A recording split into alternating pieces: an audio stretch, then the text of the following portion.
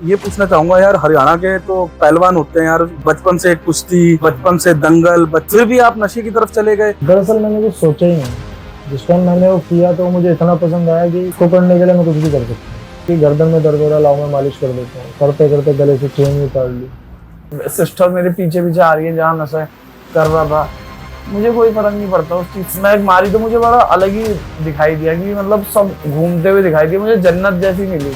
कि मुझे अगर वॉमिटिंग होती थी तो मुझे उसमें भी मजा आने लग गया था। मैं क्यों मानूंगा शराबी हूँ या मैं नशेबाज हूँ। आप दारू को अपनी कब्र पे नहीं ले जा सकते, लेकिन दारू आपको आपके कब्र तक ले जा सकती है।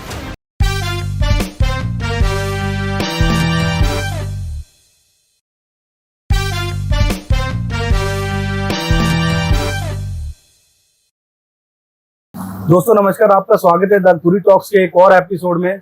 और हमारी मुहिम से नो टू अल्कोहल से नो टू ड्रग्स, जो कि एक महत्वपूर्ण और सेंसिटिव टॉपिक है, जो हर गली, हर शहर और हर मोहल्ले में बड़ी तेजी से फैलता जा रहा है, वो है नशा और नशे की लत। और इसी महत्वपूर्ण टॉपिक पर बात करने के लिए हमारे साथ मौजूद हैं सागर जी अंबाला से, जिन्होंने करके दिखाया है, जिन्होंने ये चमत्कार करके दिखाया है, जिन्होंने ये साबित किया है कि नशे से दूर होना पॉसिबल है। एक आप हो जो फील करते हो कि अब मैं नशे से दूर नहीं हो सकता, लेकिन सागर भाई हैं जो कि नशे की लत में फंसे हुए थे। आज उनकी कहानी, उन्हीं की जुबानी हम सुनने की कोशिश करेंगे। सागर भाई ने हमारे स्टूडियो के लिए, हमारे लिए, हमारी ऑडियंस के लिए इस मुहिम से जुड़े और खुलकर सामने आने और यहाँ पर हमें महत्वपूर्ण समय देने के लिए हम इनका हार्दिक स्वागत करते हैं। सागर भाई, बहुत बहुत धन्यवाद आपका, बहुत बहुत स्वागत है आपका द गुरी टॉक्स के एक और एपिसोड में। सबसे पहले यार, आपकी कहानी बड़ी मतलब जोरदार है यार। मैं तो बोलता हूँ कि यार जो नशा बेचने लग जाए, जो नशा बेचने लग गया यार, नशे बेचने वाले का घर करोड़ों का होता है। नशे बेचने वाले की लाइफ अलग ही होती है। आप कैसे नशा बेचते बेचते या नशा करने के बाद बेचने की तरफ गए? आपका ये सफर कैसे शुरू हुआ? कैसे आप एडिक्ट बन गए? मेरा शुरुआती दौर कॉलेज टाइम से शुरू हुआ, जिस टाइम थोड़ी आज़ादी ज़्यादा मिली। ओके, तो अंबाला में ही रहते थे आप? हाँ, अंबाला में रहता था मैं। ओके, जब कॉलेज में गए तो थोड़ा खुलापन और आज़ादी ज़्यादा होगी, घर से रोक टोक थोड़ी कम होगी। तो गलत संगतों में पड़ के थोड़ा हवाबाजी में आ गए। धीरे धीरे धीरे धीरे दारू वगैरह से शुरू होके ओके, कब साथ के लड़के जो ये सब इस्तेमाल करते थे, ड्रग्स वगैरह, ओके, उन्हें देखा तो अपना वो भी करना शुरू कर दिया।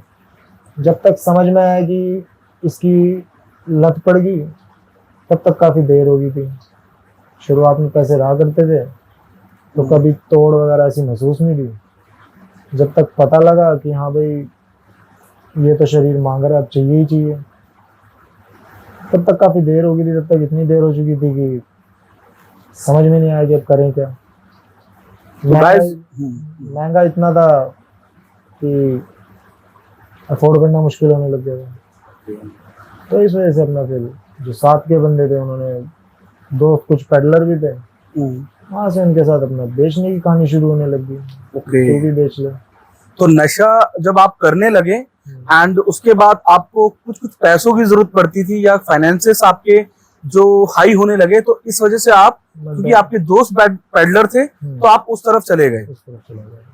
ओके, तो गाइज आप बोलते हो कि अल्कोहल जो है देखा दिखाई या ग्लैमराइज करते हैं, या अल्कोहल जो है लीगली एक्सेप्टेबल है, तो अल्कोहल का नशा लग गया तो क्या बड़ी बात हो गई। भाई साहब, आप अल्कोहल के अलावा और भी चीजें देखा दिखाई में करते हैं। सागर भाई हैं, अंबाला से हैं, और ये भी जैसे अल्कोहल हम देख देख के शुरू कर देते हैं, इन्होंने भी उससे ऊपर के ड्रग्स, जिसमें ये बता रहे हैं कि कुछ कोकेन, हेरोइन और चिट्टा वगैरह भी इन्होंने यूज किया। एंड कैसे ये उसको यूज करते करते कैसे पेडलर बन गए, एंड उसके बाद ये नशे की लत में फंस गए। आगे सागर भाई आपसे ये पूछना चाहूंगा यार, हरियाणा के तो पहलवान होते हैं यार, बचपन से कुश्ती, बचपन से दंगल, बचपन से दौड़ मारनी है, बचपन से आर्मी, एंड आप भी ऐसे परिवार से बिलोंग करते हैं, एंड फिर भी आप नशे की तरफ चले गए।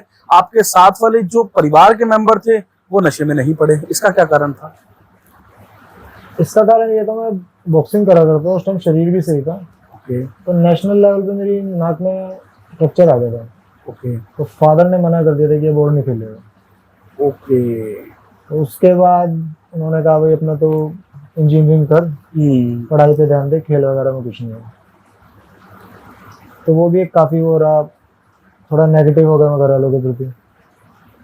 तो देखिए, रास्ता आप कहीं पे भी भटक सकते हैं। अगर आप एथलीट हैं, आप इंजीनियर हैं, आप एमबीए हैं, आप कुछ भी हैं, अगर आप नशे की तरफ पढ़ोगे, बहुत अच्छी बॉक्सिंग करते हैं, बहुत अच्छा स्टैमिना है, पूरी बोतल पी जाता हूँ, 2 पफ में कुछ नहीं होता, लेकिन ये नशा जो है, सागर भाई बॉक्सिंग करते थे, हरियाणा के रहने वाले हैं, शरीर भी अच्छा खासा था, और उसके बावजूद नशे की लत में ऐसा पड़े कि शरीर से लेकर रिलेशनशिप, दोस्ती, यारी सब कब टूटती चली गई, इन्हें पता नहीं लगा।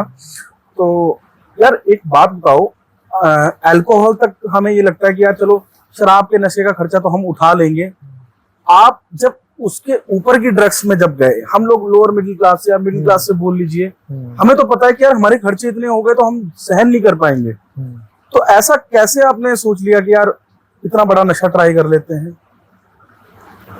दरअसल मैंने कुछ सोचा ही नहीं। जिस टाइम मैंने वो किया तो मुझे इतना पसंद आया कि इसको करने के लिए मैं कुछ भी कर सकता हूँ। ओके मतलब सारी दुनिया एक तरफ और मेरा नशा और मैं एक तरफ, करना है तो करना है। इट मीन्स आपको ऐसा थ्रिल मिलने लगा, या आप एडिक्शन में ऐसे आ गए कि भाई साहब अब दुनिया जाए भाड़ में, मुझे करना है। मुझे करना गाइस, दिस इज एडिक्शन। ये भी एक आइडेंटिफिकेशन है। अगर आप अपने घर में, आपको लग रहा है कि यार ठीक है यार वो चीज हो जाएगी, एग्जाम्स हो जाएंगे, मम्मी की तबीयत ठीक हो जाएगी, पापा की तबीयत ठीक हो जाएगी, अरे बन जाएगा घर, अगर आप भी ऐसा सोच रहे हैं और आपके नशे को प्रायोरिटी दे रहे हैं, तो ये भी एक एडिक्शन का ही साइन है। एडिक्शन। तो यहाँ से आपको आइडेंटिफिकेशन मिलने लगी कि यार मेरा नशा जो है मेरे पे हावी हो रहा है, मैं सारी चीजों को भूलता जा रहा हूँ। यार एक चीज मैं और सागर जी आपसे पूछना चाहूंगा कि यार जब आप नशा बेच रहे थे, आप पेडलर थे, तो हमें अक्सर देखने को मिलता है, जैसे मान लो हमारे गांव का ठेके वाला ही है, और वो ठेके पे शराब बेच रहा है, तो उसको पता है यार कि मैं अगर 1000 लोगों को सेल कर रहा हूँ, तो उसमें से कम 50-100 ऐसे हैं जो बहुत पी रहे हैं, जिनके हालात बहुत खराब हैं। आप जब बेच रहे थे तो आपको भी दिख रहा होगा कि यार हालात जो हैं लोगों के बहुत खराब हैं। उस समय आपने नहीं सोचा कि यार इसमें मैं और ज्यादा दलदल में घुसता चला जाऊंगा, इसमें अगर मैं पड़ा रहा तो मेरी लाइफ और ज्यादा खराब हो जाएगी? इस चीज को दिमाग में नहीं आया आपके? सोचता था, पर सिर्फ तब तक जब तक मैं नशे में। जैसे ही मुझे मेरे नशे की तोड़ दोबारा होनी शुरू होती थी, तो ये सारी सोच धुंधली पड़ जाती है। कोई ऐसा रॉक बॉटम आया हो आपकी लाइफ में, आपको फील हुआ हो कि यार अब छोड़ देना चाहिए सागर तुझे, और फिर भी आप छोड़ नहीं पाए हो?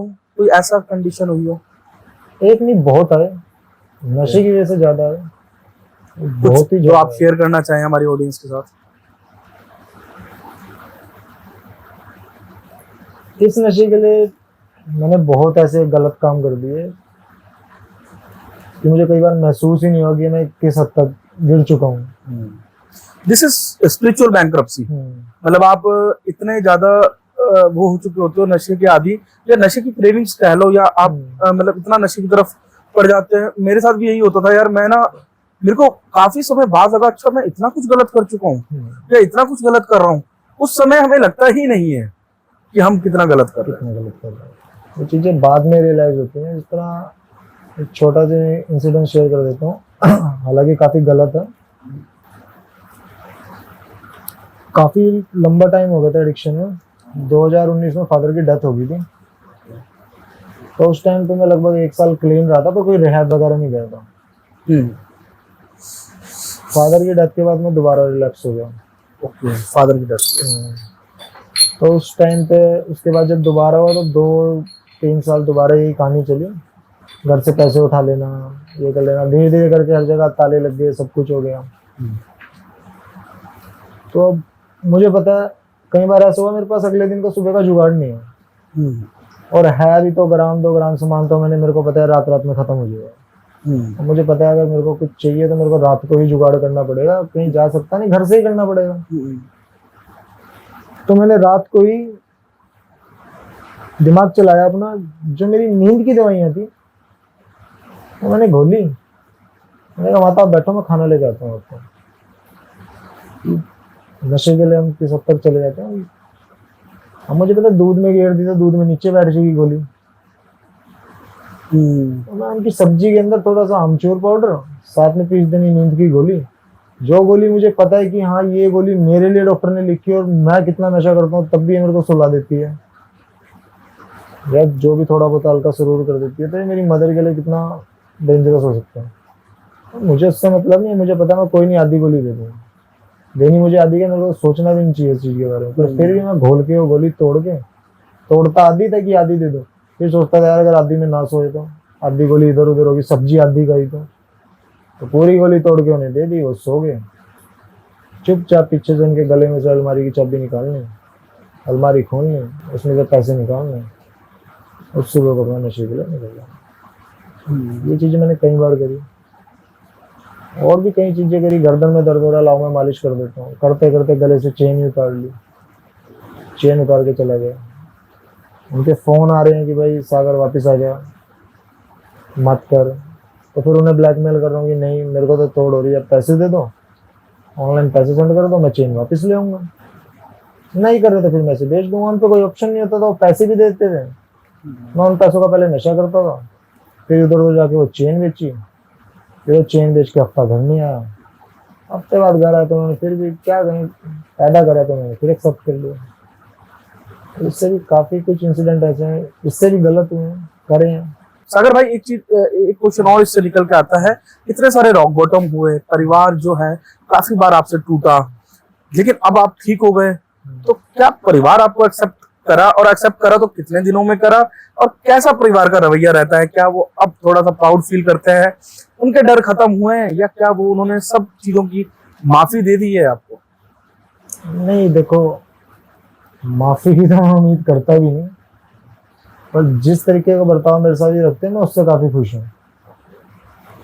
बात कर लेते हैं ढंग से, बात हो जाती है, और किसी तरीके का कोई प्रेशराइज नहीं होता। इसमें पहले बाहर चला गया, अंदर चला गया, इधर उधर रोक टोक, वो खत्म है। बाकी जितनी गलतियां मैंने करी है, मैं तो इस चीज की भी उम्मीद कभी नहीं करता था।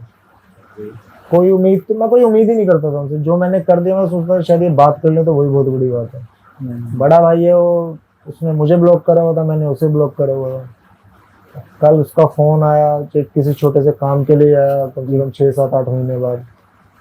मेरे को थोड़ा लगा, मगर चल कम से कम फोन तो आया ना। एक ही घर में आमने सामने से निकल गए, बात ही नहीं आ रही, जिसना वो मुझे नहीं जानता मैं उसे नहीं जानता। ठीक होने के बाद भी ये चीज रही। वो सागर भाई एक चीज और इससे समझ में आई यार, कई लोग हैं अपने पेशेंट को कहीं भी अगर रिहैब में भेज रहे हैं या काउंसलिंग में भेज रहे हैं, ग्रुप थेरेपीज में भेज रहे हैं, नशा वो 16 साल से 20 साल से कर रहे हैं, और उम्मीदें उनकी यही होती है कि 1-2 दिन में ठीक हो जाए बीमारी। क्या हो नहीं क्योंकि किसी के साथ ऐसा चमत्कार नहीं हुआ यार, एक दिन उसको बुरा फील हुआ यार मेरे को नशा नहीं करना चाहिए, और सुबह चमत्कार हो गया, वो नशे से ठीक हो गया, और वो नशा जिंदगी भर नहीं कर रहा? क्या ऐसा हो सकता है एक एडिक्ट के लिए? हो सकता है, ऐसा भी हो सकता है कि किसी भी टाइम नशा भी कर ले, उसके साथ ये पॉसिबिलिटी भी साथ के साथ चलेगी। लेकिन अगर थेरेपीज लेता रहा तो फिर बंदे को रहता है, क्यों वहाँ पे बंदा हर चीज देखता है। वहाँ नए मेंबर्स भी देखता है, जो रिलैप्स होके आ रहे हैं उन्हें भी देख रहा है, जो रिलैप्स नहीं हो रहे नहीं आ रहे उन्हें भी देख रहा है, जो रिकवरी में उन्हें भी देख रहा है। और सबसे बड़ी बात, अगर कहीं प्रॉब्लम में फंसता तो समझाने के लिए 4 बड़े हैं रिकवरी एडिक्ट हैं, जिन्होंने उन प्रॉब्लमों को फेस करा हुआ, निकल जाते हैं। बात ये जैसे नशे का जुगाड़ कर रहे थे वैसे ही छोड़ने का करें। नहीं एक की बात पसंद आ रही दूसरे से कर लो, दूसरे की पसंद नहीं आ रही तीसरे से करो, किसी की तो आएगी, जिसकी पसंद आ गई उससे बात को शेयर कर लो। सागर भाई एक चीज और आपसे पूछना चाहूंगा कि यार ऐसा वक्त कभी लगा आपको कि आपको लगा कि यार अब नशे ने मुझे चारों खाने चित कर दिया? एक बॉक्सर जो है, एक बॉक्सर की ये हालात कर दी नशे ने। मतलब वो देखिए, आप विजेंद्र सिंह को देखिए, या फिर आप जितने भी एथलीट हैं, जितने भी ओलंपिक बॉक्सर हैं यार, उनका शरीर, तो आपको मतलब शरीर की तरफ से ऐसा लगा या मेंटली ऐसा लगा कि यार एक बॉक्सर का मतलब क्या हाल कर दिया नशे ने? ऐसा समय कब लगा जब आपको लगा कि आप अब ये बॉक्सर जो है चारों खाने चित्त हो गया है, नशे के सामने? चारों खाने तो फिर भी चारों तरफ से चीट हुए थे, शरीर से भी हुए थे, रिश्तों से भी हुए थे, फाइनेंशियली भी हुए थे, हर तरफ से चीट हुए थे एकदम।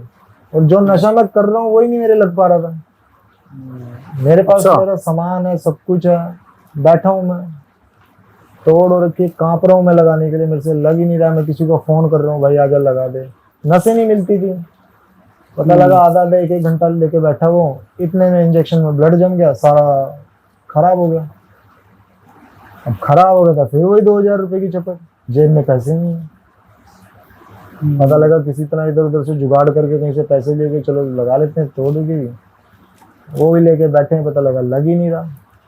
और जेब में पैसे ही पड़े, सामान भी पड़ा, कहीं टाइम ऐसे लग ही नहीं रहा, तंग हो गए, खून हो गया शरीर ऊपर से नीचे तक। गाइस ये स्टोरी मतलब मेरे को ऐसा लगता है कि यार आज सागर भाई को देख के, सुबह सुबह सागर भाई के साथ वॉक पे भी गया मैं, एंड यार इनको देख के ऐसा लगता है कि यार ऐसे इन्होंने कभी किया भी नहीं होगा नशा।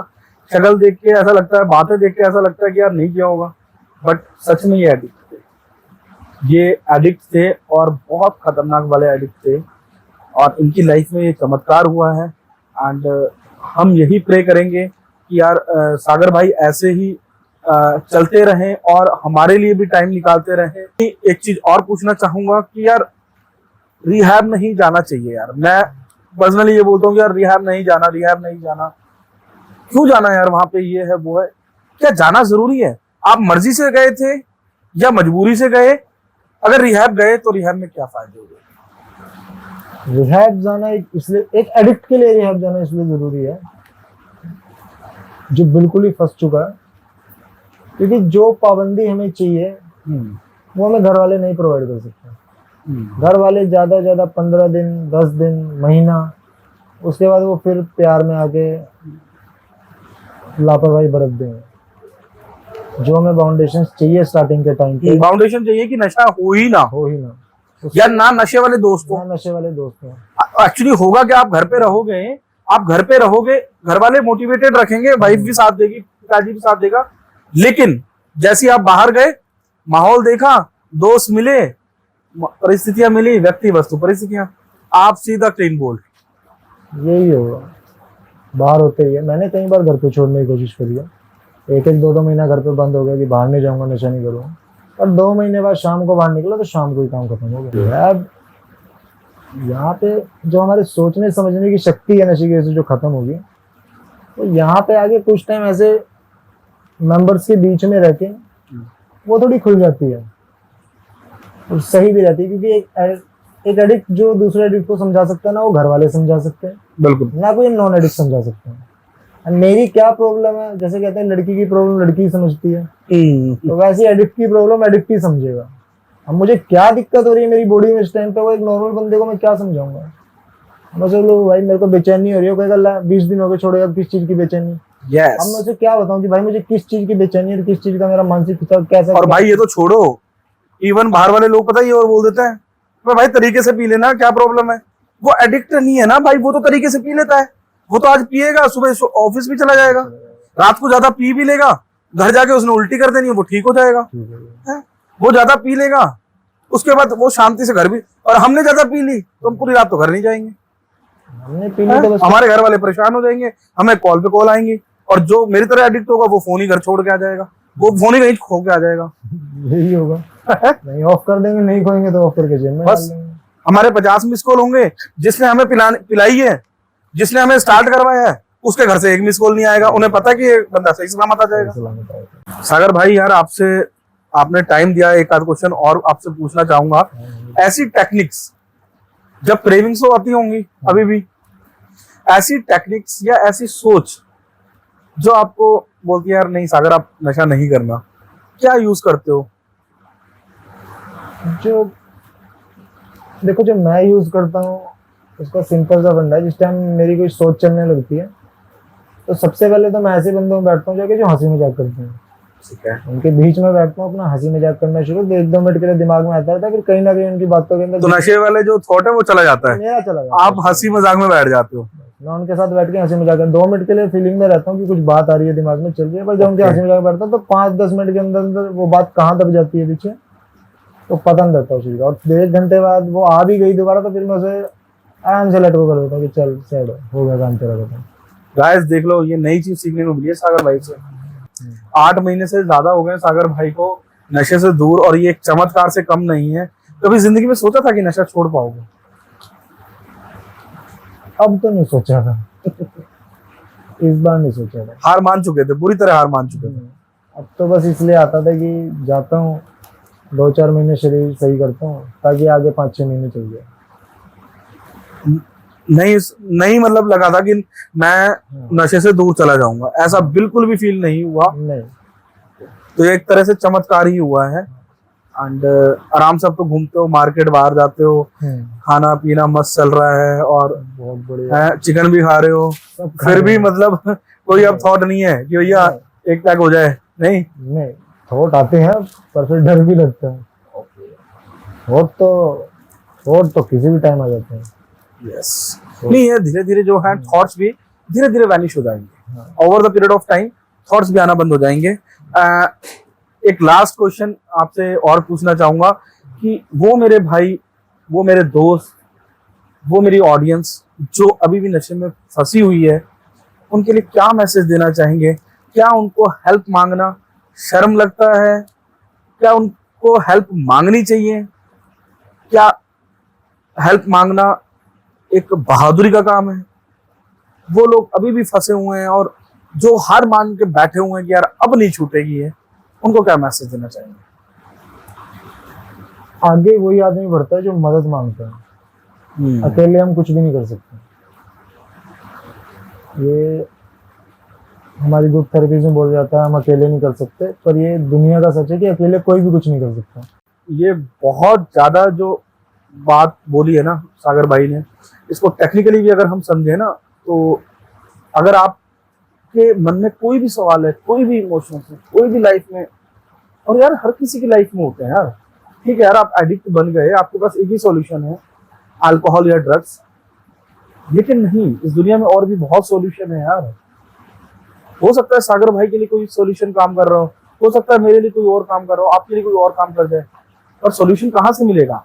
Group therapy. गाइस, आपकी तरफ से, मेरी तरफ से, एंड भाई की तरफ से, त्यागी भाई की तरफ से मैं बहुत बहुत धन्यवाद करना चाहूंगा यार सागर भाई का, जो इन्होंने इतना अच्छा समय निकाला और इतनी प्रेरणादायक, जिसे कहते हैं ना यार, मोटिवेशनल बातें मुझे भी सीखने को मिली।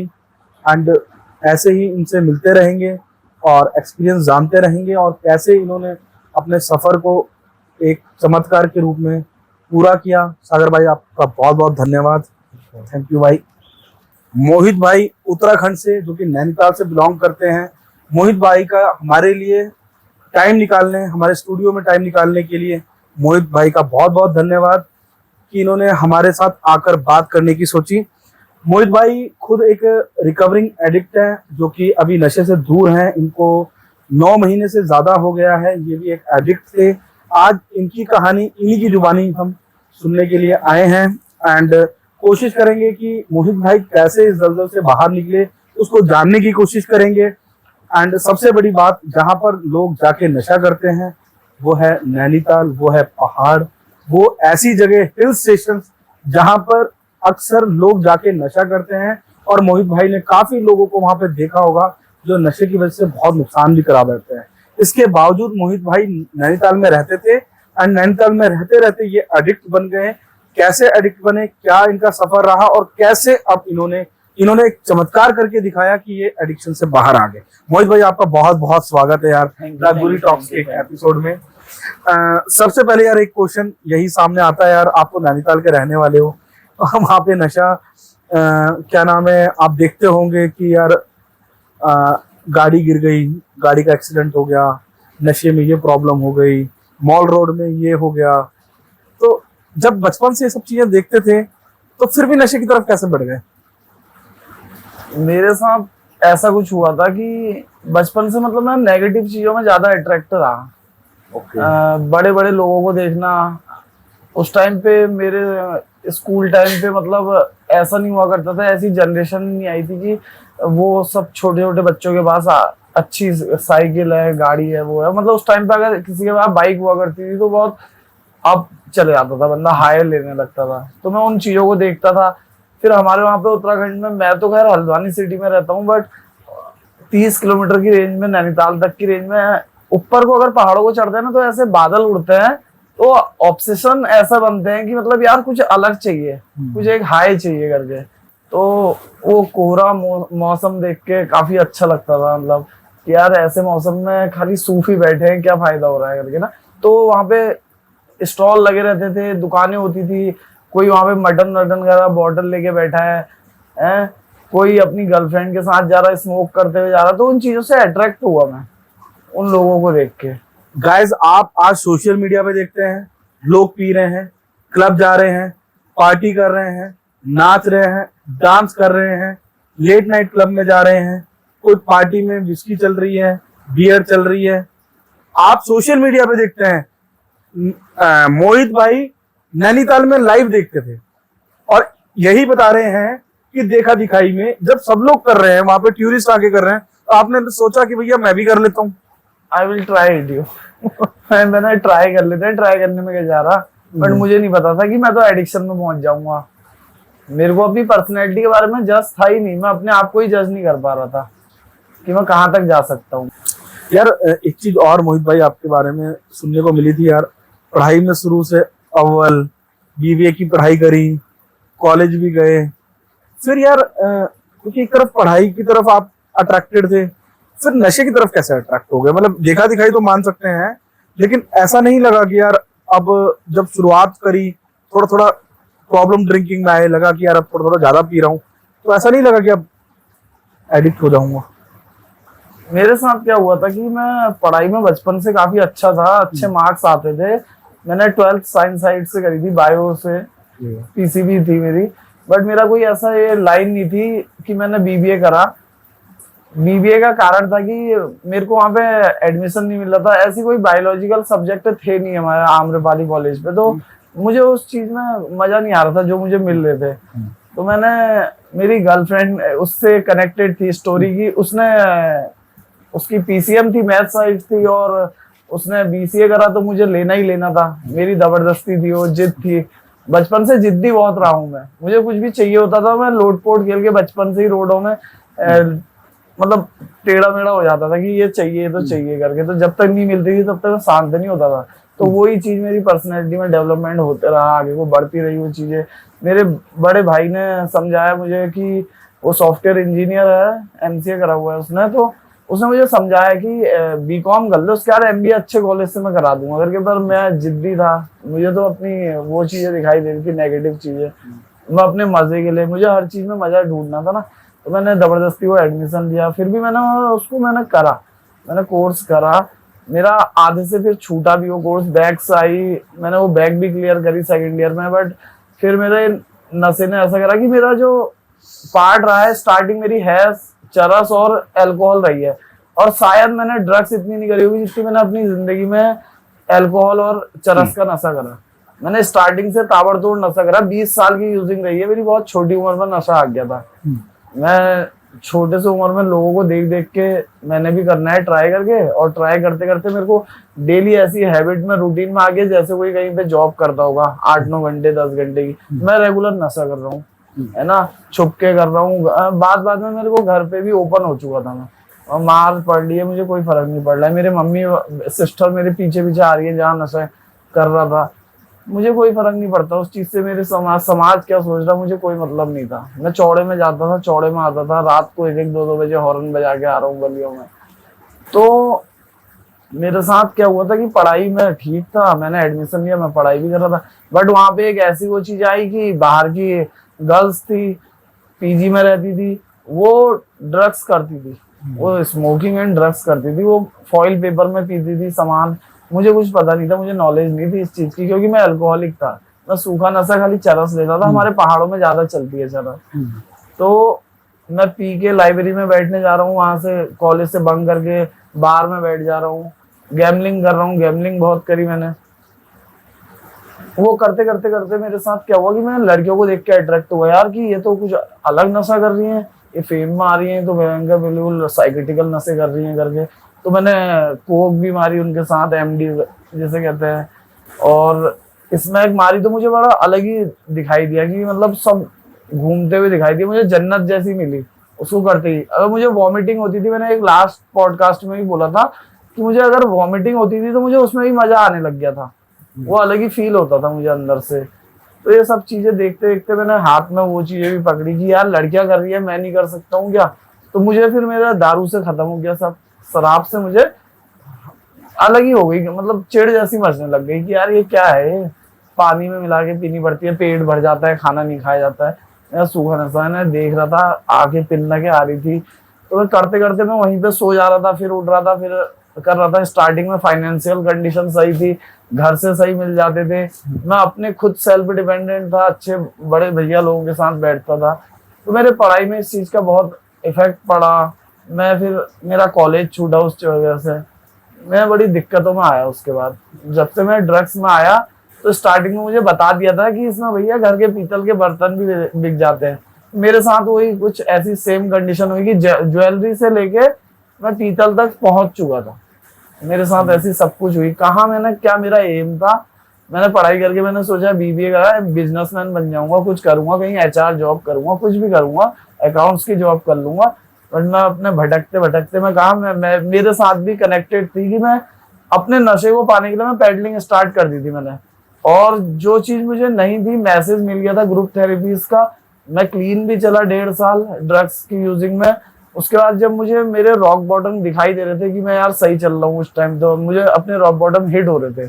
बट बीच में जब मैंने आउट हुआ, प्रोग्राम आउट हुआ, ये कार्यक्रम जो कहा गया है मुझे मिला हुआ है, उससे आउट हुआ जब मैंने अपनी फिर मनमानी का एटीट्यूड जो मेरा था वो आया, फिर मेरे को इतने हिट करे उसने, मैंने पैडलिंग स्टार्ट करी। तो मुझे फिर उसमें वो जो 3 चीजें थी उसमें से मौत तो नहीं हुई थी, बट हॉस्पिटलाइज में हो चुका था, काट रहा था, संस्थाएं काट रहा था। उसके बाद मैंने कैद खाने भी काटे, मुझे पुलिस ने पकड़ लिया था फिर मैं पैडलिंग में, नशा तस्करी में। तो एनडीपीएस का केस भी लगा मेरे ऊपर, है ना, आज भी वो केस चल रहे हैं मेरे। बट मुझे एक चीज आज मेरे स्पॉन्सर, मेरे गुरुजी मुझे ये बताए थे कि ईश्वर पे छोड़ दे, आज तू नशा नहीं कर रहा, आज बेहतर कर रहा है अपने जीवन को, हो जाएगा, सब निपट जाएगा करके। मैं ज्यादा टेंशन लेता नहीं हूँ इस तरह।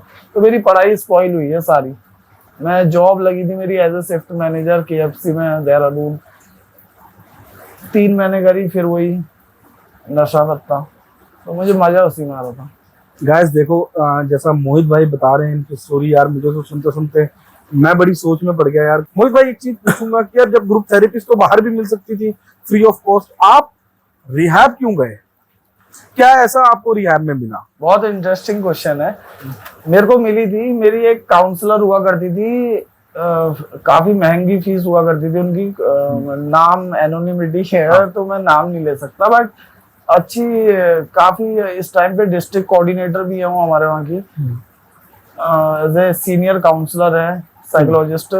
तो मेरी उनसे काउंसलिंग चल रही थी।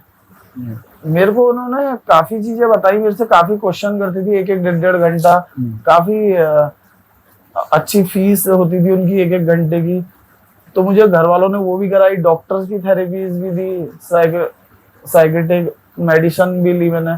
बट क्या होता था, मैं कुछ समय तो उस चीज को रखता था अपने दिमाग में, मन में, अमल में लाता था, बट फिर भूल जाता था।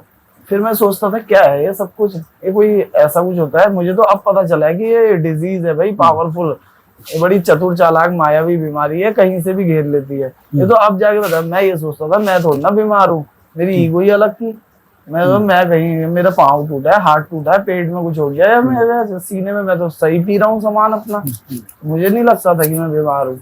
मुझे तो बाद में पता चला कि भैया मेरे तो फिजिकल सब डाउन होता जा रहा है, मैं दिमाग से पूरा कमजोर होते जा रहा हूँ, मेरे सोचने समझने की शक्ति खत्म हो रही है, मुझे शारीरिक भूख मेरी खत्म नहीं हो रही है, मेरी आध्यात्मिकता पूरी शून्य हो रही है, मुझे अपने आप से ही प्यार नहीं था, मुझे अपने आप को मैंने डस्टबिन बना चुका था, मैं भरे जा रहा था सब कुछ गंद अपने अंदर।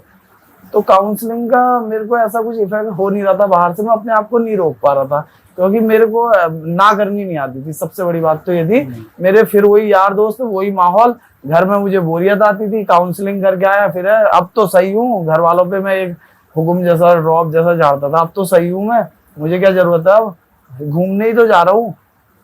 वहां पे जाता था, फिर उनको देखता था, वो कहते थे कुछ नहीं है यार, तो मतलब ना करनी नहीं आती थी। वो एक लालच जो कहते हैं, व्यवहार, मेरा एक व्यवहार निकलता था लालच का, वो फिर से मैं यार लाऊं पन्नी बाइक दो। पर मैं एक से एक पुड़िया से कब मैं 1 ग्राम में पहुंच जा रहा हूँ, 2 ग्राम में पहुंच जा रहा हूं, मुझे खुद ही नहीं पता लगता था। फिर मुझे वो जोन अलग वाला चाहिए था, मुझे हाई नशा चाहिए था। मेरा कम में नहीं होती थी मेरी शारीरिक पूर्ति। तो मेरे रिहैब जाने का कारण ये था कि मुझे भैया बंदिश चाहिए थी, और मुझे घर वाले एक्सेप्ट नहीं कर पा रहे थे उस माहौल में जो मैं हल्ला तोड़ फोड़ कर रहा था। मैंने अपनी दादी की कान का खोल के ले गया मैं सोई में, मेरी क्या बैंकरप्सी जो खत्म हो चुकी थी पूरी, मेरे कुछ समझ में नहीं आ रहा था मैं क्या कर रहा था। मैंने घर का कुछ ऐसा छोड़ा नहीं था जो बचा था, मेरे को जो चीजें दिला रहे थे वो बेच दे रहा था मैं, अब अपने शरीर का सोना बेच चुका था मैं। तो मेरे साथ बहुत रॉक बॉटम में जो हिट हुए हैं, मेरे काम नहीं आ पा रही थी। मुझे मैसेज मिला मेरे घर परिवार वालों को, मैं उनका आज ग्रेटिट्यूड पे करता हूँ कि मुझे उनको रिहैब का मैसेज मिला, और एज ए ग्रुप थेरेपी और काउंसलिंग द्वारा, मेडिटेशन द्वारा, योगा द्वारा इलाज कराया जाता है, दवाइयों द्वारा नहीं। क्योंकि मुझे साफ स्पष्ट हो गई थी चीजें, दवाई मेरी सोच नहीं बदल सकती, मेरी सोच मुझे अपने आप खुद बदलनी पड़ेगी। मेरे को खाली एक रास्ता दिखाया जाएगा, मैं किस रास्ते में मुझे जाना है वो मुझे खुद होगा। वहां पे मेरी प्रॉपर काउंसलिंग हुई, प्रॉपर सब कुछ हो रहा था, योगा मेडिटेशन, तो वो काम आ रही थी। क्यों मेरे को वहां पे सोचने का समय मिल रहा था। रिहैब मेरे लिए इतना इम्पोर्टेंट इसलिए था कि मुझे वहां पे सोचने का समय मिल रहा था, मुझे एहसास कराई जा रही थी चीजें कि जो तुझे इजी बाहर मिल जा रही थी, वो चीजें आज यहाँ नहीं मिल पा रही है। घर वालों की दूरियां, कमियां खल रही थी मुझे, ये चीजें हो रही थी मेरे साथ।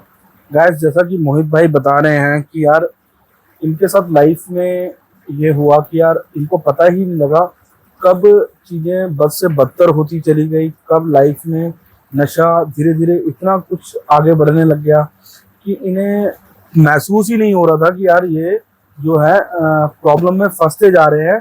हर दिन इन्हें लगता था कि यार ठीक है यार, कर ही तो रहा हूँ, नशा ही तो कर रहा हूँ और कुछ थोड़ी कर रहा हूँ। तो धीरे धीरे चीजें ना, आप भी जब कर रहे होते हो ना, आपको भी आइडेंटिफिकेशन नहीं होती। आज आप 1 रुपए का नुकसान करते हो, कल आप 2 का करते हो, फिर 3 का करते हो, ऐसे आपको पता ही नहीं लग रहा होता कि आप नुकसान कर रहे हो। लेकिन जब आप बहुत दिन बाद अपने आप को देखते हो ना, जैसे हम बोलते हैं कि 90 डेज 75 डेज हार्ड चैलेंज होता है, हम पहले दिन इंसान को देखें और 75वें दिन देखें तो बहुत रात दिन का फर्क होता है।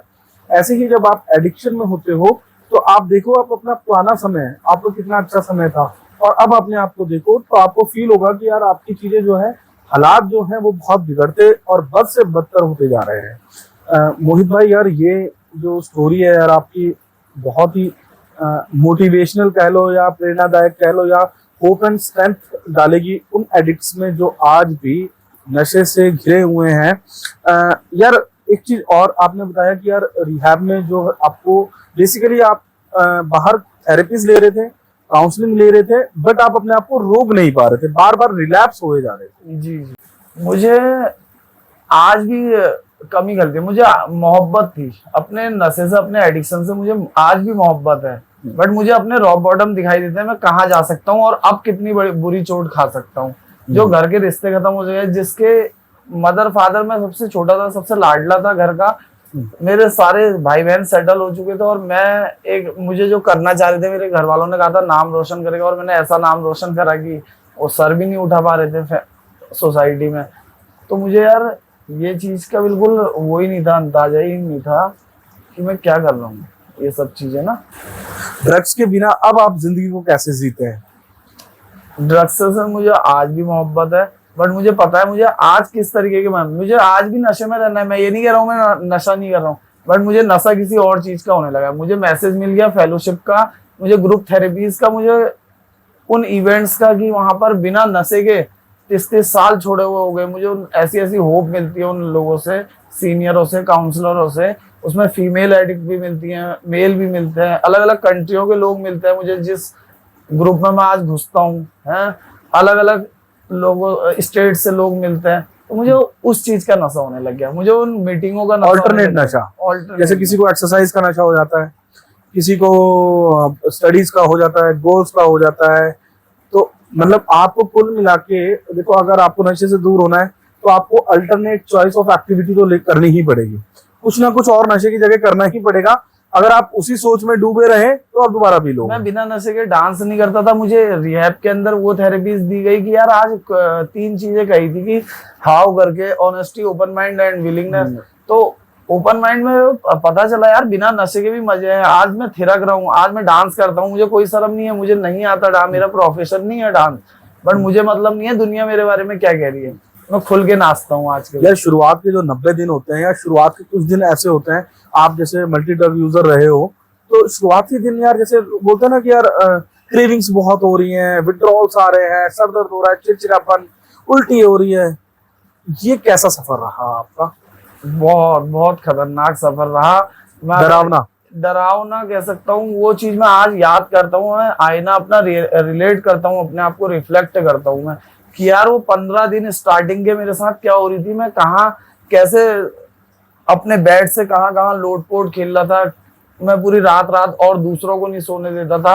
मैं रात को 2-2 बजे क्रेविंग की दवाई मांगता था। मैं कहता था यार मेरा नशा दे दो, या वो मेरे को विड्रॉल्स पड़ लेते, मेरे को फिट्स पड़ लेते, मुझे नहीं पता था मेरे साथ क्या हो रहा है। मैं दूसरे एलोजेशन में गया मैं, मुझे नहीं पता था मैं क्या बातें कर रहा हूँ, गंदी अटंग सटंग क्या बातें बोल रहा हूँ, मुझे कुछ ऐसा समझ में ही नहीं आ रहा था। बहुत टिपिकल, बहुत टफ दिन थे।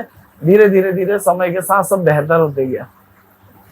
कुछ ऐसी टेक्निक्स जो आप अक्सर यूज करते हो अब जब आपको क्रेविंग्स होती हैं? थॉट मुझे आज भी आते हैं नशे के।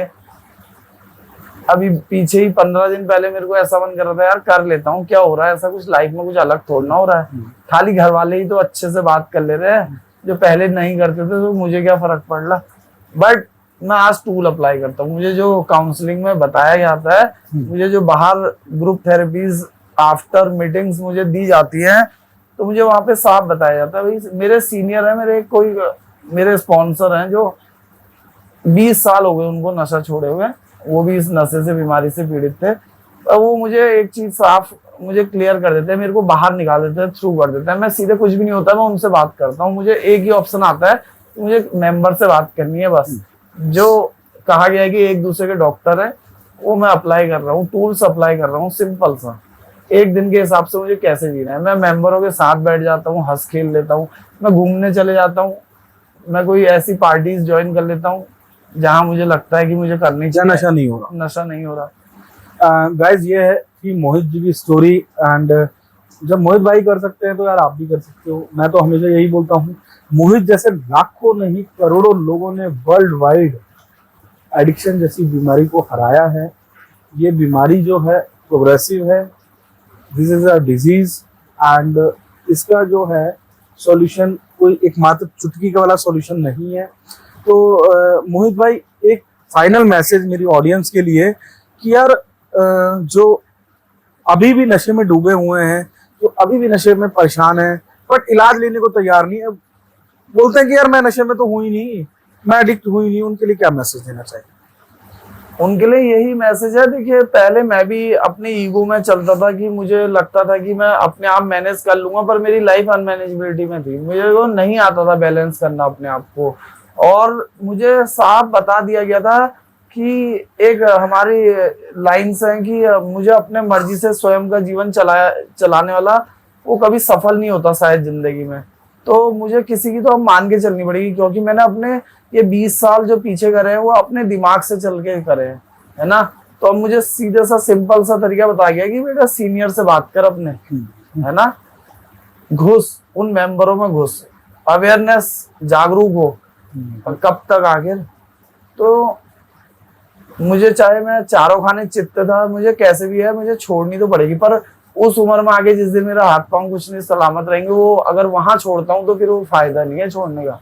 तो मैं यूथ को यही कहना चाहूंगा यार कि इस चीज से बहुत पावरफुल डिजीज है, जो इसके 3 पार्ट है और ये किसी भी हद तक तोड़ सकती है, जैसे मुझे तोड़ा है। अगर मैं आज भी अगर इसको क्विट नहीं करूंगा तो इसको और कहाँ ले जाएगी ये मुझे खुद नहीं पता है। तो इससे बाहर निकलने के लिए मुझे बहुत सिंपल तरीके हैं। मैं डिटॉक्स काटने रिहैब चले जाऊं, वहां से मैं ग्रुप थेरेपीज का मैसेज दे दूं, प्रोग्रामिंग वाला, है ना, गूगल पे सर्च करूँ, आज के इतने मोटिवेशनल वीडियोस हैं। एक लास्ट क्वेश्चन, क्या नशे के बिना खुश हो? सच बताना। आज के दिन बहुत खुश हूँ, बहुत आनंद है। गाइस, नशे के लाइफ बिना बहुत अच्छी चल रही आपको है। लगता है कि नशे के साथ ही इंसान खुश होता है? मोहित भाई, कोई दबाव नहीं है इन पे? भाई साहब, अगर आप नशे के बिना खुश नहीं हो तो बोल सकते हो। मैं लोगों से छिपके जाता था इधर उधर, आज मैं आपके साथ बैठ पा रहा हूँ, ये मैं अपने क्या गाइस, नशे के बिना, नशे को किए बिना, नशे के बिना अच्छी जिंदगी चल रही है, खुश है, और परिवार खुश है, ये खुश है, शरीर खुश है, फाइनेंसेस अच्छे हो गए, तो आप क्यों नहीं कर सकते? मोहित भाई, आपका बुरी टॉक्स में आने के लिए, इस स्टूडियो में टाइम देने के लिए आपका बहुत बहुत धन्यवाद। तहे दिल से आपका धन्यवाद करते हैं। मैंने भी बहुत कुछ सीखने को मिला, मुझे भी यार, कि कैसे आप भी क्रेविंग टेक्निक्स यूज करते हैं, कैसे हैंडल करते हैं। बहुत बहुत धन्यवाद यार। और ऑडियंस से यही बोलना चाहूंगा यार, अगर आपको भी मोहित भाई जैसा बनना है, मोहित भाई से बात करनी है, या कोई भी इशू है, तो आप मैसेज कर सकते हो एंड हमसे जुड़े रहिए। मोहित भाई को हम याद करते रहेंगे जब जब इनकी जरूरत पड़ेगी। धन्यवाद भाई, आपका बहुत बहुत बहुत। नशे को ना, जिंदगी को हाँ। से नो टू अल्कोहल, से नो टू ड्रग्स, नशे की लत को ना। बहुत ही इंपॉर्टेंट एंड सेंसिटिव टॉपिक है यार, जो हमारी मुहिम है। नशे को बिल्कुल, नशे की लत को जड़ से मिटाना है। एंड इस महत्वपूर्ण टॉपिक पर बात करने के लिए हमारे साथ मौजूद है सॉफ्टवेयर इंजीनियर अखिल भाई। अखिल भाई, आपका बहुत बहुत स्वागत है। Thank you for such a warm welcome. यार, टॉपिक बहुत ही सेंसिटिव है, इसलिए भी यार, ये बीमारी जो है, मुझको नहीं, किसान को नहीं, लेबर को नहीं, सेलिब्रिटीज को नहीं, सॉफ्टवेयर इंजीनियर जो कि प्रोग्राम करते हैं, इंजीनियर हैं, उनको भी जकड़ लिया। तो कहने का मतलब ये है कि ये बीमारी किसी को भी हो सकती है। ये नहीं पूछ के आती कि आप इंजीनियर हो, ये नहीं पूछ के आती कि आप साइंस मैथ से हो, ये नहीं पूछ के आती कि आप डॉक्टर हो। ये किसी को भी हो सकती है, और अगर हो गई है तो इससे दूर भागने से कोई फायदा नहीं है। ये बीमारी बढ़ती जाएगी। Alcoholism is a progressive disease, drug addiction is a progressive disease, and ये आपको आपकी डेस्टिनी, जो इसकी डेस्टिनी है, आपकी डेस्टिनी इसकी डेस्टिनी तक ले जाएगी, और वो है समय से पहले मौत, हॉस्पिटल या जेल। अखिल भाई का बहुत बहुत स्वागत है यार। और कैसे इन्होंने इस नशे में फंस गए और कैसे ये बाहर आए, कैसे इनकी लाइफ में चमत्कार हुआ। मिरेकल हैपन्स, चमत्कार होते हैं, और एक समय ऐसा होता है कि यार मैं नशे से दूर हो ही नहीं सकता, नशे से दूर हुआ तो मैं मर जाऊंगा। एंड ये सामने है, हट्टा खट्टा लौंडा है, 6 फुट का, और नशे से बाहर निकल गया है। तो भाई साहब, आज इन पर क्वेश्चंस की भरमार होने वाली है। एंड अखिल भाई, सबसे पहला क्वेश्चन यार, बिहार के रहने वाले हो, हाँ जी। ड्राई स्टेट है, ठीक है, बीटेक करने के लिए दिल्ली आए, और फिर पढ़ाई में इतने होशियार, सिलेक्ट होके आए, जेई मेंस, जेई एडवांस, इतना कुछ देने के बाद, इंजीनियरिंग में आने के बाद, भाई साहब कैसे नशे में पड़ गए? तो मैं Delhi, modern city, modern culture, मैं यहाँ आया, मूवीज हम देखते ही थे, तो वहाँ जितने भी बैड आज हीरोज हैं, बैड आज विलेंस हैं, सब या तो स्मोक कर रहे हैं, ड्रिंक कर रहे हैं। देन जैसे जैसे मैं हॉलीवुड मूवीज में गया, इंटरव्यू गया, तो वहाँ पे ड्रग्स भी इनटेक हो रहा है। ओके। तो टू बी कूल बनने के लिए मैंने ये स्टार्ट किया, क्योंकि ऐसा कल्चर है मॉडर्न सिटीज में आजकल। मेट्रोपॉलिटन ये सिटी है, ए ग्रेड सिटी है, यहाँ पे सोशल मीडिया इतना इन्फ्लुएंस करता है यूथ को कि आप देखेंगे बैड जो हमारी नेगेटिव चीजें हैं, मैं उस तरफ अट्रैक्ट होता हूँ। प्लस कल्चर ऐसा हो गया है कि उसे इतना हाइप कर दिया गया है कि ओके, अगर आपको कूल बनना है तो आप ये करो। बट एक्चुअल जो रियलिटी है, दैट्स कि it doesn't make you cool, it makes you fool. At the end आप इतने परेशान हो जाएंगे उससे आपकी चीजें इतनी खराब हो जाएंगी। ऐसा कोई रिश्ता नहीं बचा जो मैंने खराब नहीं किया, ऐसा कोई बॉन्ड मेरा बचा नहीं जिससे मैं बोलूँ हाँ कि it stayed with me. But at the and वही है, दोनों हाथ खाली, कुछ नहीं बचता आपके पास। यार अखिल भाई, एक चीज आपसे पूछना चाहूंगा, जब आप बिहार में थे बिल्कुल नशा नहीं था? नहीं, एक्चुअली मैं बिहार से हम जल्दी इधर आ गए क्योंकि मेरी स्कूलिंग दिल्ली से हुई है, दिल्ली इटसेल्फ। देन मेरे को कॉलेज मिला, I went into college, engineering college. First year के आसपास थोड़ा मॉडर्नाइज हुआ क्योंकि फ्रीडम मिलती है कॉलेज में आके। स्कूल में बंदिशें ज्यादा रहती हैं, नो फोन्स, आप सुबह 8 to 2 आप स्कूल में हो, आप कहीं जा नहीं सकते। कॉलेज में कोई आप पे हमेशा वो निगरानी नहीं रख रहा है, तो आपको फ्रीडम मिलती है। और मैं ऐसा हूँ कि मेरे को थोड़ा ADHD भी है, थोड़ा ऐसा है कि कुछ ना कुछ चाहिए करने को। और मैं जो भी काम करता हूँ, जिस चीज का जुनून एक बार आ गया, मतलब उसे एकदम एक्सट्रीम लेवल पे करना है, एक्सट्रीमिस्ट। तो मैंने पहले स्टार्ट किया अल्कोहल से। अल्कोहल मजा आया, पहले बार तो मजा आया, ओके। फिर धीरे धीरे बढ़ता चला गया। अब आप आज की डेट में देखेंगे, मैंने नोटिस किया है जो यूथ है या जो भी लोग ले रहे हैं, वो इस बात पे प्राउड होते हैं कि हम तो इतनी पी लेते हैं। अरे how does it make sense? ये कोई प्राउड होने की बात है? और तो लगी हुई है, हाँ बिल्कुल और तो लगी लगती है भाई। अरे तू इतनी नहीं पी रहा यार, और डालना इसमें, अरे ले यार हम बैठे हैं। तो वो तो होता ही है। और कुछ लोग ऐसे होते हैं, यार मैं ज्यादा पी लेता हूँ, मेरे को नहीं होता नशा। तो फायदा क्या पीने का? अगर आप पी रहे हैं, आपको नशा नहीं हो रहा, तो क्यों पी रहे हो? टेस्ट तो अच्छा नहीं है, एग्रीड और नॉट, टेस्ट तो अच्छा नहीं है। अगर मैं एक पैक पी रहा हूँ, उसी में मेरे को नशा हो जाए, तो कितना फायदा? मेरी बॉडी कम खराब हुई, एक बोतल मेरी बहुत दिन चल जाएगी, दूसरा पैसे का बच गए, सेहत बच गई। लेकिन भाई over the period of time तो टॉलरेंस बढ़ेगा ना। हाँ, over the period of time देखो, एक पैक में नशा हमें भी होता था, बॉडी इम्यून। लेकिन तब होता था जब हमने शुरुआत करी थी।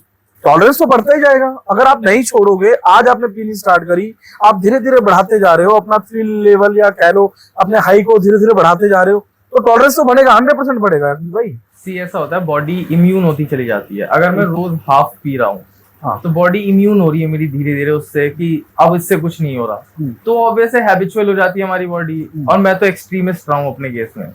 मेरे को फन की बीमारी है, मेरे को मजा आना चाहिए। तो पहले स्टार्ट किया, मैं फुटबॉल खेलता था, मेरे को बहुत, मेरा पहला प्यार इस फुटबॉल।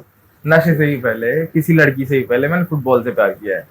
उसके बाद तो मैंने वो बहुत खेला है। देन उसके बाद मेरे को ये अल्कोहल मिल गई, इसमें भी मजा आ रहा है यार, पार्टीज गया हूँ, तो धीरे धीरे उसका लेवल बढ़ता जाता है। Then I came into some hard drugs, क्योंकि मैंने जैसा बताया, वेब सीरीज इतने इन्फ्लुएंस करते हैं आजकल, मुझे भी किया, मैं भी उनमें से ही पीड़ित हूँ, जो ये मॉडर्न कल्चर को देख के कूल बनने के लिए, to be the bad ass boy in the group, मैंने भी ये स्टार्ट किया। देन वो इतना ज्यादा हो गया कि इट ओवरशैडोड माय ऑल, जो भी मेरे अच्छे पार्ट थे सबको ओवरशैडो कर दिया उसने। ये तो आपकी कहानी है कि कैसे शुरुआत हुई। सबसे बड़ी प्रॉब्लम एडिक्शन से बाहर निकलने में क्या आई आपको? मैं देखिए, विड्रॉल्स थे या अपने आप को हेल्प मांगना था, या जो भी आपकी तरफ से, जो आपको सबसे बड़ी प्रॉब्लम एडिक्शन से बाहर निकलने में क्या फील करी आपने, और क्या आजकल जनता फील करती है? नहीं, मेरे विड्रॉल्स तो नहीं थे, but the thing is acceptance. सबसे मुश्किल काम रहा है एक्सेप्टेंस। मैंने पहले, मेरे को घर वालों ने रिहैब डाल दिया, मेरे को तो लग ही नहीं रहा था मैं एडिक्ट हूँ, मुझे पता ही नहीं था बीमारी है। मेरे को लग रहा था मैं तो मजे ले रहा हूँ जिंदगी के, एक जिंदगी मिली है, YOLO you only live once. तो मैं तो उस लाइन पे था कि ठीक है चलो जो करना है इसी जिंदगी में करना है। बट घर वालों ने रिहैब डाला, तो मेरे में एक्सेप्टेंस नहीं थी पहले। मैं क्यों मानूं मैं शराबी हूँ या मैं नशेबाज हूँ? मैंने नहीं माना, बट धीरे धीरे ठहराव मिला मेरे को। रिहैब जाके कुछ नहीं मिला, ठहराव मिला, सोचने का वक्त मिला। क्योंकि आप देखेंगे जब हम यूजिंग में रहते हैं तो ऐसा होता है, सिर्फ लाइफ स्पैन शॉर्ट नहीं होता, बल्कि वो जो दिन आपके यूजिंग के हैं वो भी बहुत जल्दी बीत जाते हैं। आप देखेंगे सुबह से शाम का वही रूटीन, और तुरंत आपको लगता है यूजिंग तो मेरी इतनी सी रही है। लाइफ स्पैन जो शॉर्ट हो रही है वो तो हो रही है आपकी, प्लस जो दिन जा रहे हैं वो जल्दी बीत रहे हैं। यस। तो मेरे को एक्सेप्टेंस की सबसे ज्यादा परेशानी रही कि मैं एक्सेप्ट नहीं कर पा रहा था मैं नशेबाज हूँ, या मैं इससे बीमारी में जकड़ा हुआ एक इंसान हूँ। बट धीरे धीरे जैसे जैसे मेरे को टाइम दिया, मैं टाइम लिया, देन मेरे को काउंसलर्स मिले, मेरे को ग्रुप थेरेपीज प्रोवाइड की गई। तो मैंने सोचा कि यार जो आज तक मैंने किया,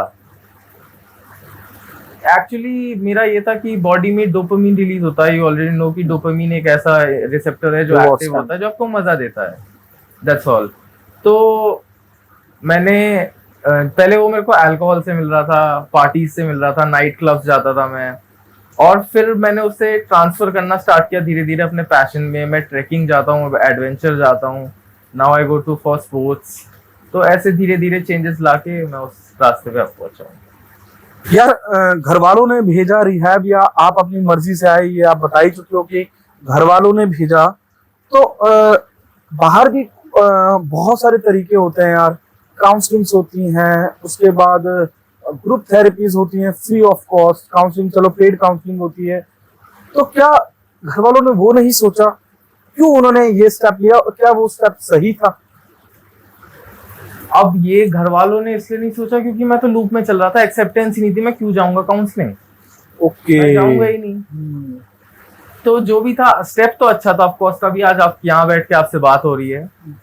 एंड जैसे जैसे टाइम बीतता है आपको समझ में आता है कि नाउ अब मेरा जो भी दिनचर्या है वो प्रोडक्टिव है, मैं कुछ अच्छा कर रहा हूँ दिन में, मैं सोच पा रहा हूँ, अब समझ पा रहा हूँ, मेरे रिश्ते पहले से बेटर हो रहे हैं, तो ऑफकोर्स अब मजा आ रहा है। मैं क्या जैसा पहले कहा था कि जुनून है मेरे अंदर, जिस चीज का जुनून आ गया वो एक्सट्रीम लेवल तक करना है। अब मेरे पास रिकवरी का जुनून है, जिंदगी जीने का जुनून है, शांति है, तो अब मजा आ रहा है। वेरी नाइस यार, and this is very inspirational, motivating and seriously यार, मतलब एक जुनून होना चाहिए। एंड पहले नशे का जुनून था एंड नशे के जुनून से हटके अब एक्चुअल में अखिल भाई को फील हो रहा है कि वो जिंदगी जी रहे हैं। एंड बताते हैं कि वो ट्रैकिंग भी कर रहे हैं एंड धीरे धीरे कुछ कुछ एक्सरसाइज भी कर रहे हैं। यार ये बहुत ही बड़ी बात है कि आप रूटीन शिफ्ट इतनी जल्दी कर गए। अखिल भाई को 9 महीने से ज्यादा का वक्त हो गया है, वो नशे से दूर है। अखिल भाई कितना समय लगा आपको बैक टू रूटीन आने में, रूटीन डेवलप करने में? नशे में तो रूटीन खराब हो गया था। See rehab gives you a routine. सबसे पहले काम रिहैब में जो होता है वो आपके रूटीन पे कराया जाता है।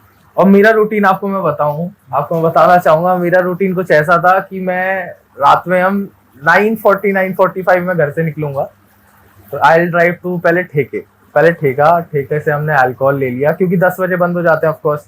उसके बाद हम कहीं लगाएंगे, 1-2 बजे तक पियेंगे, देन 2 बजे मैं क्लब चले जाऊंगा। दिल्ली की night life is lit but if you go there sober, वो सोबर भी लेट है, लेकिन हमें मजा किसमें आ रहा था? यूजिंग में। तो पहले हम नशा कर लेंगे जी 1-2 बजे तक, 2 बजे हम क्लब में एंट्री लेते थे, सुबह 7 बजे तक मैं पार्टी करता था और दिन भर सोता था। फिर सेम रूटीन कि घर वालों से बात ना करनी पड़े, चीजें इतनी खराब हो गई थी, वही ताने, और मैं नहीं की थी खराब, किसी और ने नहीं की, वही ताने मिल रहे हैं, तो बस घर वालों से बात ना करनी पड़े, ये मेरे दिनचर्या का मोटिव था। अब मोटिव ये है दिनचर्या का, मेरे रूटीन का, कि घर वालों को टाइम देना, उनके साथ टाइम स्पेंड करना है, उनकी फीलिंग्स, जो उनकी फीलिंग्स है वो जाननी है, अपनी फीलिंग्स उन्हें बतानी है। तो बहुत अच्छा लग रहा है अब इस लेवल पे आके, आई फील गुड। गाइस देखो भाई, जब अखिल भाई ने अपना routine, and this is very drastic change in your life, and with in 9 month यार इन्होंने करके दिखाया। बैक टू अपनी रूटीन आ गए, बैक टू अपनी लाइफ आ गए, घर वालों से वैसी रिश्ते बन रहे हैं जो पहले थे। एंड ये बहुत ही चमत्कार वाली बात होती है जब एक एडिक्ट पर्सनालिटी या एक एडिक्ट इंसान या एक ऐसा इंसान जो नशे में फंस चुका होता है, एंड जब वो ठीक होता है ना, तो घर वालों के अंदर जो खुशी होती है ना, वो मतलब नहीं बताई जाती।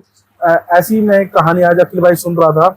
एक भाई है, उनके पिताजी ने बर्थडे वाले दिन उनसे बोला गया, जब उनका बेटा जो है सोबर हो गया, 1 साल वो नशे से दूर हो गया था, उनके पिताजी से बोला गया कि आज बताओ आपको कैसा फील हो रहा है। तो बोलते हैं कि यार मेरा बच्चे ने नशा छोड़ दिया ना, तो मैं अब दोबारा जवान हो गया, मतलब मेरा जो बुढ़ापा है ना, अब मैं बूढ़ा नहीं रहा, अब मैं दोबारा जवान हो गया हूँ। तो यही माँ बाप की जो रीढ़ की हड्डी होती है, जिसे बैकबोन कह सकते हैं, वो बच्चे ही होते हैं। एंड जब एक पत्नी के लिए या जब एक माँ बाप के लिए बच्चा एडिक्शन से दूर जाता है और उन्हें समय देता है, जैसा अखिल भाई बता रहे हैं कि वो अब समय देते हैं, तो मैं समझ सकता हूँ कि अखिल भाई के माँ बाप के अंदर जो फीलिंग आती होगी वो कैसी होती होगी यार। वो अखिल भाई बता सकते हैं क्या घर वालों में व्यवहार में चेंज आया है, उनके एटीट्यूड में चेंज आया है? क्या लगता है कि अब उतना ही प्यार करते हैं? आप ज्यादा प्यार करते हैं क्योंकि मैंने उन्हें रॉक बॉटम दिखा दिया। यस। कि मैं यहाँ तक, लेकिन फिर उसके बाद जब आप धीरे धीरे स्टेप्स चढ़ते हैं तो उनने वो जर्नी आपके साथ देखी है, उनने मेरी वो जर्नी देखी है कि धीरे पहले 1 सीडी, फिर 2 सीडी, फिर 3 सीडी, तो उन्होंने वो भी मेरे साथ जर्नी, क्योंकि अगर जब मैं परेशान हूँ बीमारी से तो कहीं ना कहीं घर पे वो भी परेशान है। परेशान अब मैं रिकवरी में हूँ, मैं खुश हूँ, तो मेरे साथ वो मेरे से डबल खुश है। Yes. मैं परेशान, वो ज्यादा परेशान, मैं खुश, वो मेरे से ज्यादा खुश। बस यही कहानी है घर पे। अब बहुत बढ़िया यार, ये लाइन तो सीरियसली हर एडिक्ट की लाइफ में फिट बैठती है यार। हमें लगता है कि हम एडिक्शन में हम परेशान हैं तो हमारे घर वाले ज्यादा परेशान होते हैं। हम बोलते हैं कि हम खुश हैं एडिक्शन की लाइफ से निकलकर, तो हमारे घर वाले हमसे डबल खुश हैं। बहुत बढ़िया बात बोली है आपने। एंड यही मैसेज मैं अपनी ऑडियंस को भी देना चाहूंगा कि यार बहुत सारे लाखों लोग, करोड़ों लोग यार वर्ल्ड वाइड देखोगे आप, बहुत लोगों ने नशा छोड़ा यार। एंड जब वो छोड़ सकते हैं तो भाई साहब इसमें कोई ऐसा तो है नहीं कि पीएचडी कराई जा रही है आपको, तो आप पीएचडी में के एग्जाम में पास नहीं हुए, थीसिस नहीं लिख पाए। सिंपल से प्रोसेस है, कोई भी कर सकता है, कोई डिग्री नहीं चाहिए, कोई डिप्लोमा नहीं चाहिए, सिंपल से प्रोसेस है। वही बताए रास्तों पे अगर आप चलेंगे तो आप इस बीमारी से बहुत इजीली निकल आएंगे। अखिल भाई, काफी समय हो गया है आपको शराब ड्रग्स से दूर। एक चीज बताओ कि यार इंजीनियरिंग कॉलेज में पढ़ते हो एंड कॉर्पोरेट में जॉब करते हो, आसपास वही माहौल, हर 10 में से 2-4 लोग मिल ही जाते हैं, कैसे अपने आप को बचा के रख पा रहे हो, और वो भी दिल्ली एनसीआर जैसे माहौल? सो फर्स्ट ऑफ ऑल, जो मेरे यूजिंग पार्टनर्स थे जहाँ मैं पहले बैठता था, वो तो आपको छोड़ने पड़ेंगे। पुराने दोस्त। ओ माय गॉड, खतरा। एकदम अलार्म बज जाता है मेरा, अगर जहाँ मैं पहले रह जाता था, जहाँ मैं यूज करता था, वहां जाता हूँ तो खतरा हुआ है, खतरा, अलार्म बज जाता है मेरे दिमाग में। मेरे को दोस्त दिख गए, ओ नो, मैं साइड से निकल जाओ, क्योंकि एट द एंड पता चलता है कि वो आपके दोस्त नहीं है, they are pulling you back. Crabs देखे आपने, एक बार निकलने की कोशिश करता है, दूसरा उसे पुल करता है। That's the same thing. मैं भी उसी एक जार में था जिसमें क्रैब्स, मैं भी एक क्रैब था उस समय, मैं भी दूसरों को पुल करता था। बट मेरी जर्नी ने जो मेरे को मैसेज, मेरे को काउंसलिंग हुई, मेरे जो सीनियर्स हैं उनने मेरे को सिखाया कि Akhil come out and see the real world. मैंने लेंस लगा रखा था पहले नशे का, तो मैं उसी दुनिया में रहता था, नशीली दुनिया में। अब वो लेंस हटा है तो मेरे को असली दुनिया दिखाई दे रही है, तो और आपको छोड़ना पड़ेगा। प्लस जो मेरा वर्क रूटीन था वो तो खराब हो चुका था, नौकरी वोकरी सब छूट गई। कहीं मैं मैनेजर को, एक दिन मेरा मूड खराब था because of alcohol, of course नहीं मिल रही थी, मूड खराब था, मैं बोल के आ गया, I am not a fucking perfect, that was my wording. So somehow things, unmanageability बहुत आ जाती है, तो ये बोल के मैं निकल आया। दैट वाज माय, ये मैं आज मैं सोचता हूँ कैसे कर दिया मैंने यार। लेकिन उस समय आपका दिमाग काम करना बंद हो जाता है, एकदम जीरो, क्योंकि आपको वही दिख रहा है, मेरे ब्रेन में पूरे समय वही चल रहा है।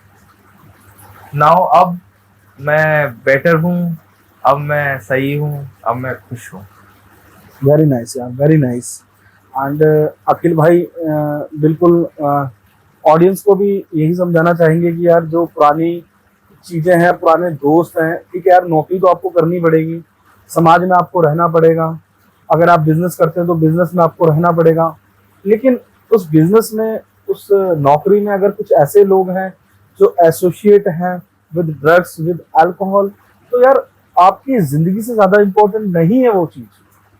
आप उनसे कहीं ना कहीं दूरियां बनाइए, अपनी बाउंड्रीज सेट करिए, अपने आप को थोड़ा सा जो है, जिसे कहते हैं ना पिंक क्लाउड, उसमें रखने की कोशिश करिए। बिकॉज एट द एंड अगर आपको ट्रिगर्स हुए, आपने दोबारा अगर उसी चीज में फंसे, तो कहानी आपकी फिर आप जीरो पे पहुंच जाओगे। जैसे सांप सीढ़ी में सांप काट जाता है ना 98 पे, सीधा जीरो पे, तो वही हाल तुम्हारा यहाँ पे होने वाला है।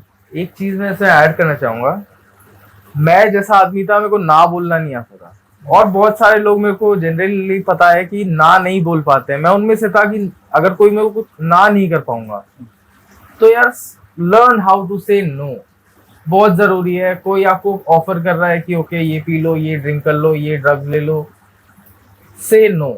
आप उससे, कोई आपका वो ग्लैमराइज नहीं कर रहा, आपको कुछ नहीं करेगा, आपको बर्बाद करेगा। लर्न हाउ टू से नो। और नो कहने के बहुत तरीके हैं यार। डॉक्टर ने मना कर रखा है, घर वाले नहीं घुसने देंगे, भाई लीवर में प्रॉब्लम आ गई है, भाई दिमाग खराब होता है, भाई बाबा ने मना कर रखी है। तो बहुत सारे तरीके हैं ना कहने की, तो बहाने हैं कि अगर ना नहीं कह पाते। ना नहीं कह पाते क्योंकि अगर ना नहीं ना कह दिया तो ममाज बॉय बोलेंगे। मेरे दिमाग में तो ये चलता था, बोलेंगे मम्मी का वो है, जो मम्मी कहेंगी वही करेगा। बट लेकिन कोई बुरी बात थोड़ी है जो मम्मी कह रही है वो करना, कोई बुरी बात नहीं है। भाई ना कहना तो सीखना पड़ेगा सीखना आपको। पड़ेगा। ऐसा नहीं है कि आप सारे लोगों से दूर चले जाओगे यार, कोई ना कोई आपको इंसान मिल ही जाएगा कि चल यार थोड़ी सी पी ले, अरे क्या दिक्कत है यार पी लेना थोड़ी सी। तो आपको ना कहना तो सीखना पड़ेगा। यार ये बात बहुत अच्छी बोली अखिल भाई ने कि यार ना करने का जो है, आप अपने बहाने जो है अपनी जेब में लेके चलो या अपने जुबान पे लेके चलो, बिल्कुल, है ना, सीधा जुबान पे लेके चलो कि भैया मैंने ना कहनी है। या तो कम आउट ब्लंट, नो मैं नहीं करूंगा, मैं नहीं कर सकता यार, मैं मेरे को नहीं पीनी, हाँ। तो तुझे दोस्ती रखनी तो रखनी, तो रहने दे। ऑब्वियसली। यार ऐसी कुछ डिस्ट्रैक्शन टेक्निक्स जो आप, इतने समय हो गया आपको ड्रग्स से बाहर, तो कुछ टेक्निक्स आपने सीखी होंगी, कुछ डिस्ट्रैक्शन टेक्निक्स हो गई या फिर क्रेविंग टेक्निक्स हो गई जो अक्सर आप यूज करते हो, जो आप पे फीडबैक मेरे पे म्यूजिक, एक तो म्यूजिक है। जब भी मेरे को कुछ ऐसा लगता है कि अच्छा उस तरफ दिमाग घूम रहा है मेरा, तो आई गो फॉर म्यूजिक। या फिर पैशन फॉलो करता हूँ, मैं फुटबॉल खेलता हूँ। Once I use to be a good footballer, मैं नेशनल लेवल तक खेला हूँ, बट नशे ने इतना खराब कर दिया कि चलने योग्य नहीं बचे। फिर अब धीरे धीरे उसे वापस रीगेन कर रहा हूँ। अब प्रोफेशनली नहीं खेलना, बस ये है कि मेरे को मजा आता है। आई गेट, मेरे दिमाग में काफी अच्छा अमाउंट ऑफ डोपामिन रिलीज होता है फुटबॉल खेल के, तो मेरा उससे वो कोटा पूरा हो जाता है। आपको उस कोटा पूरा करना है। पहले मैं नशे से कर रहा था, मैं वहां से कर रहा हूँ। इतना हट्टा खट्टा लौंडा, इतना तेज भागने वाला, फुटबॉल खेलने वाला, कभी सोचा था कि नशा इसको ऐसे हालात कर देगा, जिस पैर से इतनी किक मार के डी पे पहुंचा देने वाला आदमी उस पैरों से चलने योग्य नहीं रहेगा, कि शराब में इतना लड़खड़ा जाएगा? कभी ऐसा सोचा था पहली बार पीते हुए? कौन सोचता है? कोई नहीं सोचता पहली बार पीते हैं। पहली बार क्या, मैंने तो सोचा ही नहीं था। कर रहे हैं। तो मेरी जो उम्र है उसमें कौन सोचता है, फ्यूचर की भी कौन सोचता है। ठीक है, सोच लिया, बचपन में सोचते थे एस्ट्रोनॉट बनेंगे, इंजीनियर बनेंगे, कोई थोड़ी बोलता था उस समय की शराबी बनना है। सही बात है, बिल्कुल सही कह रहे हो यार। नशा एक ऐसी चीज है, आप फुटबॉलर हो, आप क्रिकेटर हो, आप बॉक्सर हो, जैसे बॉक्सर भी हमारे एक भाई आए थे, एंड या फिर आप बहुत बड़े तुर्रम खान हो, ठीक है, आपकी सारी तुर्रम खान की ना नशा भाई साहब कर देगा उसका कांड। तो बहुत बड़े तुर्रम खान भी हो ना आप अगर, तो नशा आपसे कुछ नहीं छोड़ेगा। नशा आपको उस लेवल तक गिरा देगा जो सच में मतलब बहुत ही बुरी कंडीशन यार। आपका वो शरीर, आप कंपेयर करना एडिक्शन से पहले और एडिक्शन के बाद, तो शरीर दिन पे दिन गिरता जाएगा, रिश्ते गिरते जाएंगे, चारों खाने चित होते जाओगे। उन अखिल भाई की यार बातें बड़ी, मतलब मेरे को तो यार सच बताऊं तो आज स्टूडियो में 3 मेहमान आए और तीनों मेहमानों ने यार मेरे को आश्चर्यचकित कर दिया यार। मतलब इतने अच्छे से इंटरव्यूज मैंने नहीं देखे। इससे पहले भी मैं रिकवरिंग एडिक्ट्स के इंटरव्यू लिए हैं, एंड इस स्टूडियो में एक अलग ही जान है यार, एक अलग ही मोटिवेशन है जो मुझे फील हुआ, एंड इस घर में ही अलग मोटिवेशन है। अखिल भाई वो सब दोस्त, वो सब अपने मित्र, वो सब हमारे ऑडियंस, वो सब हमारे भाई बंधु जो अभी भी नशे में पड़े हुए हैं, उनके लिए क्या मैसेज देना चाहेंगे, क्या कहना चाहेंगे उनको कि यार अब एक्सेप्टेंस करनी है तो कैसे करनी है और मदद कैसे मांगनी है? मैं कहना चाहूंगा, you can't take alcohol to your grave, but alcohol can take you to your grave. फर्क है। आप दारू को अपने कब्र पे नहीं ले जा सकते, लेकिन दारू आपको आपके कब्र तक ले जा सकती है। कहीं का नहीं छोड़ेगी, आपको ग्राउंड बॉटम एकदम 0 करके छोड़ेगी, या नेगेटिव। तो यार कम फास्ट अपने हाथ उठाओ। बोलते हैं जब डूबता हुआ आदमी जब तक अपना हाथ नहीं उठा के हेल्प मांगेगा तब तक उसे कोई निकालेगा नहीं। तो थोड़े हाथ पैर चलाओ, हेल्प मांगो, हेल्प पक्का मिलेगी। और ऐसी बीमारी नहीं है जिससे लड़ा नहीं जा सके, लड़ा जा सकता है। मैंने लड़ा है, मैंने किया है। Even you can fight. और मैं बता रहा हूँ, जिंदगी बहुत हसीन है, बहुत मजा आता है। अब मैं ऊंची ऊंची वादियों पे जब हम ट्रैक करते हैं, क्लाइंब करते हैं, उसका जो व्यू होता है ओहो, यार एग्जैक्टली मैं अखिल भाई की बात में एक बात और ऐड करना चाहूंगा कि यार मुझे भी ना ऐसा लगता था यार जिंदगी तो शराब ही है बस, लेकिन अखिल भाई सीरियसली जिंदगी जीने का जो अब मजा आ रहा है ना यार, पहले कुछ दिन बहुत टफ रहा अल्कोहल या अल्कोहलिज्म से निकलना, लेकिन अब सच में वाकई जिंदगी का मजा आ रहा है। एंड अखिल भाई की बात में एक और बात ऐड करना चाहूंगा, अखिल भाई ने कहा कि you can't take alcohol to grave, alcohol can take you to grave, है ना। तो ये मुझे वो गाने की याद दिलाता है। एक बार और बोलेंगे अखिल भाई इसी लाइन को, alcohol can't, you can't take alcohol to your grave but alcohol can take you to your grave. इस बात से मुझे एक गाना याद आता है, दारू का नाल जट दे स्वर्गानु जाऊगी, है ना। ये गाना बताता है कि दारू मेरे साथ स्वर्ग में जाएगी, बट ऐसा नहीं है। दारू आपको नर्क भेज देगी, आपकी दारू जिंदगी आपके में परिवार को नर्क भेज देगी, बिल्कुल। दारू आपके साथ स्वर्ग नहीं जाएगी, ठीक है। मैं अपने तो- यूथ को एक बार और कुछ कहना चाहूंगा कि एक चीज थी योलो, जिसका मैंने पहले मतलब बताया, यू ओनली लिव वंस। तो इसे शराब में वेस्ट मत करो। लोग इसका क्या करते हैं, इसे डिफेंस बैरियर डालते हैं, यू ओनली लिव वंस, मैं तो नशा करूंगा। लेकिन आप एक ही बार जीते हो, आप अपनी जिंदगी शराब और नशे में खराब मत करो। एक ही चीज का मजा ले रहे हो आप, हाँ। वो भी मजा नहीं ले रहे, वो भी सजा ही मिल रही है आपको। एक चीज का मजा नहीं ले रहे आप, वो भी सजा ही ले रहे हो। तो जिंदगी में और भी बहुत चीजें हैं जो मुझे पता लगी है, जो अखिल भाई को पता लगी है कि भैया शराब और ड्रग्स के अलावा भी बहुत जिंदगी में चीजें थी। यार अखिल भाई आपको याद करते रहेंगे ऐसे, और ताबड़तोड़ क्वेश्चंस की भरमार आपसे जरूर करेंगे, एंड आपके स्टूडियो में आते रहेंगे। एंड सीरियसली यार बहुत अच्छा लगा, एंड मुझे भी मेरी काफी चीजें मुझे भी सीखने को मिली, एंड चीजें काफी रिमाइंड हुई। एक बार और अखिल भाई आपका बहुत बहुत धन्यवाद यार, अरे, थैंक यू सो मच।